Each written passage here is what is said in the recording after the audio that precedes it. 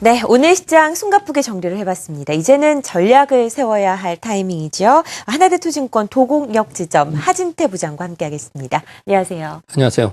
지난주에 일본 증시 폭락 그야말로 나왔습니다. 근데 일본 증시가 급락하자마자 제가 하진태 부장님 생각이 나더라고요. 그 전에 일본 증시가 폭탄 돌리기를 하고 있다. 터지는 건 뭐 시간 문제다. 이렇게 말씀하셨거든요. 그 이후에 바로 다음 날에 폭락이 나왔어요. 네. 어떻게 보시나요? 그냥 폭탄이 아니라 뇌관에 불이 붙었다고까지 한번 말씀드렸습니다. 근데 뭐 그런 하루 차이로 맞춘 게 아니라 과열 지표들이 너무나 많이 나왔기 때문에 그 불안함에 대한 그런 언급을 드렸던 거죠. 다시 한번 되새겨보면 증시가 지수가 뭐 5개월 동안 78% 올랐다. 25년 만의 기록이다라는 그런 것도 나왔고요. 네. 거기에 이제 소비세율을 인상하면서 소비 침체가 나올 텐데라는 그런 우려들, 그런 부분도 있었고, 거기에 가장 크게 문제됐던 것이 바로 장기 국채금리에 대한 급등이 이런 문제가 됐었죠.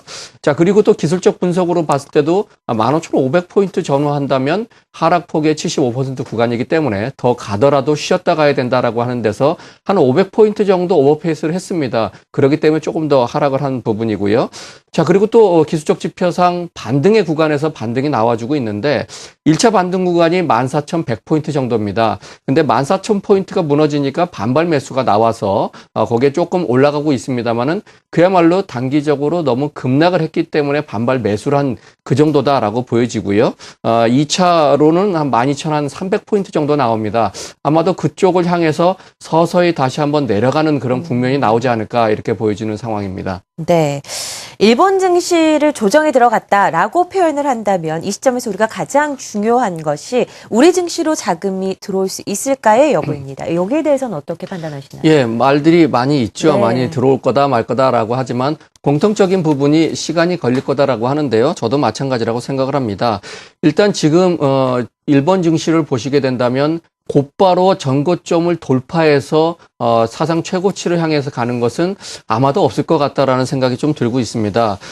그렇다고 해서 곧바로 우리 시장으로 돈이 들어오느냐, 그 부분은 왜 시간을 필요하냐라고 말씀을 드린다면 1차적으로는 일본 증시의 급등락이 좀 멎어야 됩니다. 급등락이 멎어야만이 전반적으로 시장이 안정이 될 것이고, 그렇게 된다면 이제 추세적으로 거기서 이 14,100포인트 정도에서의 그 부분이 단기 또다시 고점으로 형성돼서 12,200포인트를 향해서 내려간다면 이제 추세적인 하락으로 돼서 이제 일본 시장은 증시 자체로도 끝났다라는 판단이 돼야만이 서서히 돌아올 것이고요.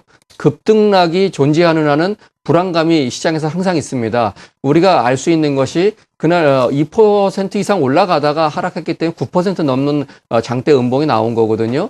그런 상황에 우리 시장이 오히려 올라가지 않고 하락했다라는 것은 너무나 많은 하락이 된다면 그것이 글로벌 시장 전체의 하락을 영향을 미칠 수 있다라는 부분이고요. 네. 일본이 작은 나라가 아니지 않습니까? 그렇죠. 그런 부분이 있고 또다시 하나는 아베노믹스도 역시 양적 완화에 대한 부분, 우리와 중국은 굉장히 싫어했지만 선진국 증시는 나름대로 좋아해서 용인을 했던 부분이 그렇죠. 있습니다.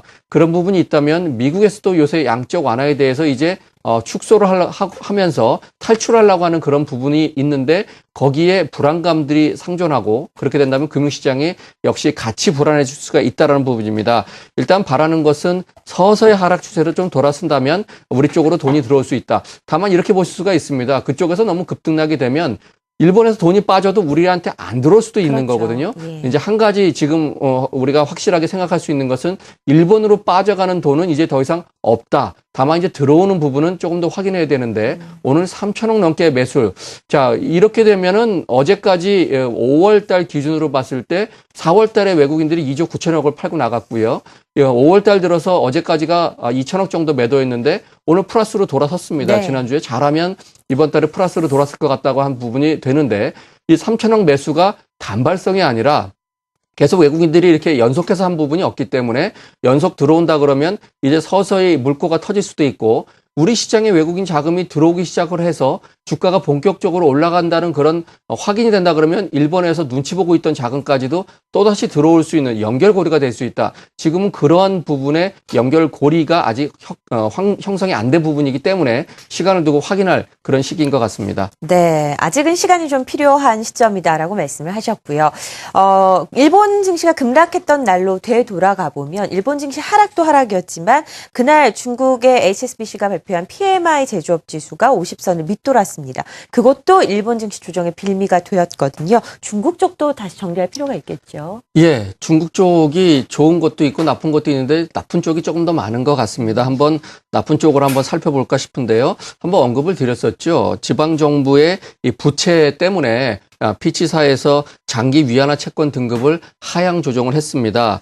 아무래도 돈을 많이 풀었는데 그 부분에 대한 금융시장, 이 금융 시스템에 대해서 우려가 되는데, 근데 우리가 한 가지 짚고 넘어가야 될 것은 피치사는 중국을 상당히 좀 안 좋게 보는, 네네. 그리고 각 정부, 뭐 미국 신용 등급도 그렇고요, 아주 공격적으로 내리는 선수죠. 그런 부분은 좀 감안을 해야 될 필요가 있는데, 자, 하나금융경제연구소에서 이런 표현을 쓴 걸 좀 봤습니다. 팽창한 금융, 하지만 이 부진한 실물 경제, 네. 이것이 중국의 현재 상황을 그대로 한마디로 좀 대변을 한 것 같은데, 결과적으로 이 중국에서도 이 뭐 정책 자금 쪽으로 해서 돈을 많이 풀었는데 내수 경기가 생각보다 풀리질 않고 있습니다.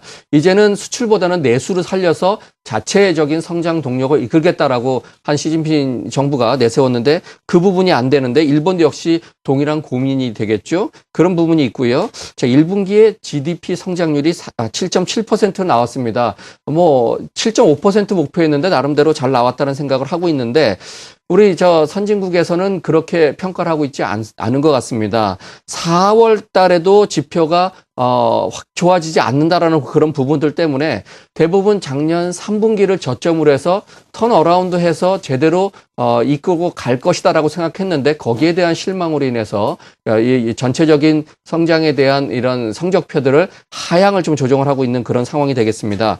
거기에 정부 쪽에서 30 억제책을 썼죠. 네. 그 부분이 이제 공무원 출장 갈 때도 돈을 아껴라. 공무원 차량 구입비도 그렇고 접대비도 아껴라라는 그런 부분들 때문에 1분기에 전통적으로 소비가 살아났는데 소비가 상당히 줄어들었다는 부분을 볼 수가 있습니다. 뭐 음식점이나 자동차 판매 증가율 이런 것들도 상당히 좀 안 좋은 부분을 볼 수가 있고요. 가장 중요한 것이 바로 이 금융위기 이후에 중국에서 구조조정을 제대로 하지 않았다는 부분을 볼 수가 있습니다. 그걸로 인해서 생산 쪽에 차질을 조금 과잉 차질을 그대로 빚고 있다는 부분이고요. 가장 중요한 마지막 부분이죠. 엔저 부분에 대해서 9%나 절상이 됐다라는 부분. 그런 것 때문에 한국과 중국이 애를 먹고 있는 부분, 그런 부분이 좀 있습니다. 네. 중국의 부정적인 부분을 좀 살펴봤고요. 그래도 그동안 많이 오르지 못했고 중국의 경기뿐만 아니라 지금 주식시장이 어느 정도 바닥에 있다라고 생각하시는 분들도 많은 것 같습니다. 긍정적인 부분도 한번 짚어보도록 하죠. 별로 많지는 않습니다. 네. 많지는 않은데 지난주에 한번 긍정적인 부분을 잠깐 얘기를 언급하셨죠. 드렸었는데요. 예. 네. 그것과 더불어서 인프라 투자 증가율을 뭐 꼽는다면 꼽아볼 수가 있겠는데요. 1월에서 4월 달까지 4개월 동안 21% 정도로 안정적인 성장을 했다. 작년 하반기부터 증가를 많이 했는데요. 자, 이 작년 상반기에 8.2%, 작년 연간으로 13.8%, 그리고 올해 1분기에 25.4%. 이것만 보면은 엄청나게 성장을 하는 것 같은데 부양책을 이쪽으로 많이 썼습니다. 지방정부의 부양책을 집중한 결과인데 이 결과 때문에 금융 시스템, 지방정부의 재정 적자가 많이 났다라는 것을 알 수가 있죠. 자, 이런 상황. 그리고 수출도 조금 반짝 올라갔습니다. 이 4월 달까지 평균 15%로 작년 하반기에 8.3%에 비해서 좋아졌는데 공통적으로 여러 가지 지표로 봤을 때 추세적인 회복은 아닌 것 같다라는 부분이 있습니다. 다만 이제 여기서 한 가지 기댈 거, 지난주에도 말씀드렸듯이 유럽과 미국의 양대 축으로 해서 수출을 많이 하는 그런 부분인데 미국 경기는 조금 살아난다고 하죠. 근데 아직까지 부동산 위주의 경제가 살아나고 전체적인 산업이 살아나고 있지 않은 그런 부분. 다만 이제 유럽도 어느 정도는 살아날 기미가 보인다는 것이지 실질적으로 살아난다면 지표 개선은 좀 빨리 좋아질 것이다. 거기에 좀 당분간의 수출 쪽에 키가 먹혀 있지 않을까 이렇게 보여집니다. 네. 자, 이제 우리 시장에 대한 전략 세워보겠습니다. 코스피와 코스닥 오늘 코스닥은 약보합으로 끝났지만 그래도 매우 견조하게 움직였고요. 코스피는 2달 만에 2,000선에 안착을 했습니다. 이제부터가 중요할 것 같은데 전략 어떻게 세우는 게 좋을까요? 예, 돈이 들어오는 속도에 대해서 말씀을 드렸었죠.